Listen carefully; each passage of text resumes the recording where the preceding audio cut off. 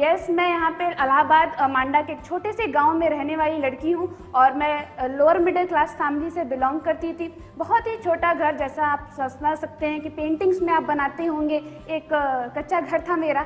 और कच्चा घर में जैसे काऊ डंग की लिपाई होती है, बिल्कुल वैसा ही घर था। और मेरी मॉम मुझे स्कूल भेजती थी और स्कूल जो था हमारे 10 किलोमीटर की दूरी पे था जो हमारा स्कूल था। और जैसे कहते हैं ना कि जब छोटे घर में होता है कि मम्मी लोग जो होती हैं अपने छोटे बच्चे को अपने कमर पे बैठा के भेज देती हैं, तो वैसे मेरा छोटे भाई को मेरी मम्मी मेरे कमर पे बैठा के भेज देती थी कि मुझे घर का काम करना है, तुम इसको लेके चली जाओ और इसको लेके स्कूल चली जाओ, वहीं पे बैठाए रखना बस।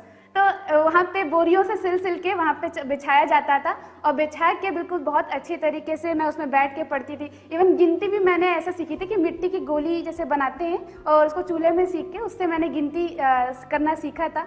तो ऐसे घर से ऐसे बिलोंग करती थी। कहते हैं कि बचपन बहुत ही सादा सुहाना होता है, लेकिन शायद किस्मत को कुछ और ही मंजूर था। और धीरे धीरे मुझे पता चला, मैं आपको बता दूं कि मेरे जो फादर हैं वो पुलिस में काम करते थे और उनका घर पे जो होता है कम आना होता था। और कहते हैं लड़की जो होती है ना अपने पापा के बहुत ज़्यादा क्लोज होती है। मैं इस बात को बहुत अच्छी तरीके से समझ सकती हूँ, बहुत लाडली थी मैं अपने पापा की। और धीरे धीरे क्या हुआ कि थोड़ी सी तबीयत उनकी थोड़ी सी ख़राब होने लगी। कुछ दिक्कतें ऐसी आई जो शायद हम लोग तो नहीं उस टाइम पे समझ पा रहे थे, लेकिन मम्मी को पता चला कि पापा की तबीयत जो है वो ख़राब हो रही है। और ख़राब होते होते जब एकदम क्योंकि वो इलाज नहीं करा रहे थे या फिर उसको उतना ध्यान नहीं दे रहे थे, कभी कभी कहते हैं ना कि कभी भी कोई भी दिक्कत हो तो लापरवाही मत कीजिएगा। तो मेरी पापा ने थोड़ा सा उसको ध्यान नहीं दिया और मेरी मम्मी ने जब जांच कराई, जब इलाहाबाद लेके गई, जांच कराया गया तो पता चला कि उनको लास्ट स्टेज लेवल कैंसर था। जब घर में ये बात पता चली तो जैसे लगता था कि पैरों के तलों से ज़मीन हमारी खिसक गई थी। और ऐसा फेज़ आ गया था कि समझ नहीं आ रहा था कि हमारी फाइनेंशियल कंडीशंस इतनी स्ट्रांग नहीं थी कि हम अपने इतना अच्छा इलाज करवा सकें, उनको कैंसर से बचा सकें। इतना अच्छा हमारी कंडीशंस नहीं थी। और मैं आपको बता दूं कि एक फादर और बेटी का क्या रिलेशन होता है ना, एक बार उससे पूछ के देखना जिसने कभी अपनी बेटी खोई या जिसने अपना फादर खोया। आप सोच सकते हो 8 साल की बच्ची, क्या पता होगा उसको कि क्या होता है दूर जाना, क्या होता है पास आना, कुछ नहीं पता होता है उसको। देख रही है कि क्या कहते हैं, गई है हॉस्पिटल में फादर को लास्ट टाइम मिलने के लिए, मम्मी ज़मीन पर पड़े होकर सड़क पे क्यों रो रही हैं, पता नहीं चल रहा था कि क्यों रो रही हैं। पता था कि पापा सो रहे हैं, लेकिन इतने टाइम तक क्यों सो रहे हैं मुझे नहीं पता था कि क्यों ऐसा हो रहा है मेरे साथ में। उस टाइम पे ऐसी सिचुएशन हो गई थी, कोई मेरे भाई को पूछने नहीं आ रहा था कि भाई खाना खा रहा है कि नहीं खा रहा है। मेरा दो छोटे भाई हैं, एक मेरा उस टाइम पे 1 साल का था और एक मेरे से 2 साल छोटा था। वो भाई मेरे सामने मेरे रो रहे थे और मम्मी अलग। नाना को शायद मेरी कंडीशंस जो उन्होंने देखी और उनको ये अच्छा नहीं लगा, तो वो नाना मुझे लेके आए लखनऊ। और जब वो लखनऊ में लेके आए तो उनके पास में ऐसा कोई बहुत बड़ा मेरे लिए रूम तो नहीं था, लेकिन कहते हैं ना कि छत पे एक छोटा रूम होता है जिसको हम स्टोर रूम के लिए तरह से रखते हैं, वो रूम को उन्होंने खाली किया और वहाँ पे तख्त बिछाया। और तख्त बिछा के हमने मसाले के डिब्बे नीचे वगैरह करके कहीं पे सिलेंडर की सेटिंग की और सेटिंग करके फिर हमने कहीं पे वहाँ पे खाना वगैरह बना के अपनी जीवनी स्टार्ट की। ऐसी कंडीशन देख के मैंने अपने नाना से सिर्फ ऐसा पूछा कि नाना क्या कर सकते हैं कि जैसे मेरे बाकी जो दोस्त लोग हैं उनकी जैसी कंडीशन मेरी क्यों नहीं हो सकती, क्यों मैं उनकी तरह खेल नहीं सकती, क्यों मैं उनकी तरह जा नहीं सकती। और मेरे नाना ने, जैसा कहते हैं ना कि मास्टर प्लान डिज़ाइन होता है, मेरे नाना ने सिर्फ एक चीज़ बोली कि पढ़ाई करो, बहुत अच्छे पैसे आएंगे, पढ़ाई करो, तुम्हारी अच्छी स्कॉलरशिप लगेगी, अच्छी जॉब लगेगी और अच्छी जॉब लगने के साथ साथ में तुम अच्छी नौकरी पाओगे, तुम्हारा पैसा आएगा तो तुम अपने घर को वो सारी चीज़ें दे सकती हो जो तुम्हारी फैमिली डिमांड करती है। आप सोच के देखो, 3 महीने अगर कोई पर्सन बीमार हो तो क्या लगता है कि उसकी जो कंपनी हो वो सैलरी देगी उनको? नहीं देगी। बिल्कुल उसी तरीके से होता है। और मैंने देखा कि नहीं यार, मुझे कुछ डिफरेंट ढूंढना पड़ेगा कि मेरे बाद में भी मेरी फैमिली को पैसा आए। अगर 2 लाख 3 लाख की ज़रूरत अचानक से पड़ जाए तो मेरे घर में पैसा आना चाहिए, मेरे पास में कोई सोर्स होना चाहिए जहां से मैं इनकम कर सकती हूँ। कहते हैं कि भगवान जब आपके हाथ खाली कर रहा होता है मतलब कि कुछ बहुत बड़ा देने वाला होता है। और मैं भी लाइफ में बहुत कुछ अचीव करना चाहती थी और लाइफ में अपना बहुत बहुत बड़ा नाम चाहती थी, जो कि मुझे कहीं और प्लेटफॉर्म पर नहीं दिख रहा था। तो कहते हैं कि अगर आपको सक्सेस चाहिए, और आपने शिद्दत से सक्सेस पाने की भूख है तो लाइफ में आपको वो अचीवमेंट मिलेगी ही मिलेगी। और यस, मेरी लाइफ में वो पर्सन आए जिन्होंने मुझे वो अचीवमेंट का रास्ता दिखाया, और उन्होंने जो मुझे प्लान दिखाया वो प्लान था वेस्टीज मार्केटिंग प्राइवेट लिमिटेड का। मैंने काम करना शुरू किया, आगे बढ़ती गई, पैसे नहीं थे जेब में, ट्यूशंस पढ़ाती थी, 11th क्लास तक मैं ट्यूशंस पढ़ाती थी और आगे काम करती गई। मुझे रास्ते में सिर्फ मेरा गोल दिखाई दे रहा था, कोई चैलेंजेस, कोई प्रॉब्लम्स कुछ भी नहीं दिख रहे थे। और जो मेरा पहला चेक आया वो चेक था 139 रुपीज़ का।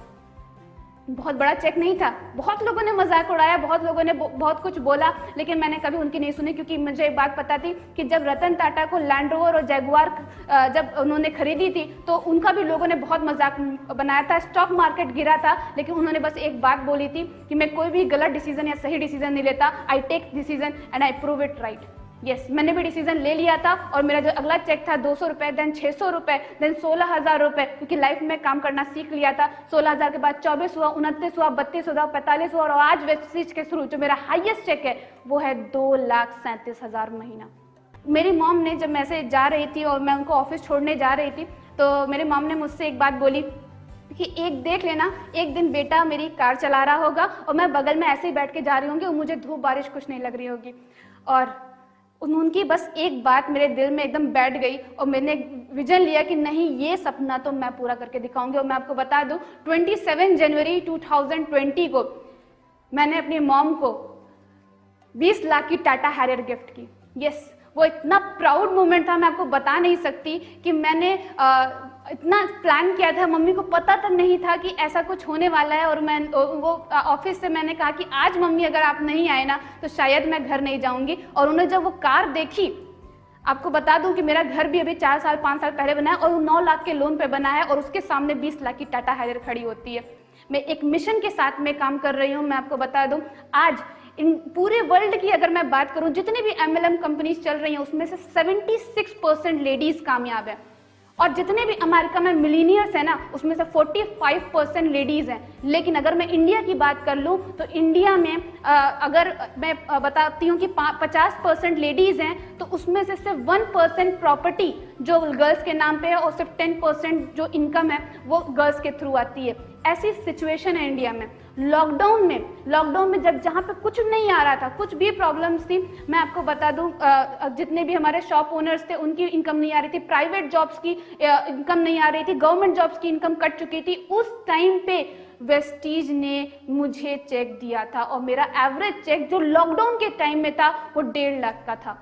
मैं आपको बताऊं, ये स्टेबिलिटी आज वेस्टीज कंपनी मुझे दे रही है कि कभी भी कोई भी वायरस अगर कभी भी आज से 5 साल बाद में भी आता है ना तो मेरी इनकम कभी इफेक्ट नहीं होगी, कभी भी मेरे घर में खाने की रोटी के लिए कभी भी प्रॉब्लम नहीं झेलना पड़ेगा। ये इनकम सिक्योरिटी आज लोग बोलते तो हैं कि हाँ मेरे पास में पैसिव इनकम है, लेकिन ये पैसिव इनकम जो इस सिचुएशन में भी मुझे इस कंपनी ने सपोर्ट किया है, शायद ही कोई कर पाता। और मैं बहुत ही एक अच्छे मिशन के साथ में कि आज मैं मेरी और मेरी टीम में सिर्फ मैं कामयाब हूँ, ये बहुत बड़ी बात नहीं है। क्योंकि मेरी मॉम ने एक बात बताई थी कि किसी का बुरा मत करना, भला कर सको या ना करो, लेकिन किसी का बुरा नहीं करना। और ये कहते हैं ना कि आप लोग बहुत ब्लेस्ड हो कि आपकी लाइफ में पेरेंट्स मिले हुए हैं। उन लोगों से पूछो जिनके पास में पेरेंट्स नहीं है। आज पैसा तो बहुत कुछ है, लेकिन आप मुझे बताओ कि जब पेरेंट्स ही नहीं है तो सपने किसके पूरे करूं।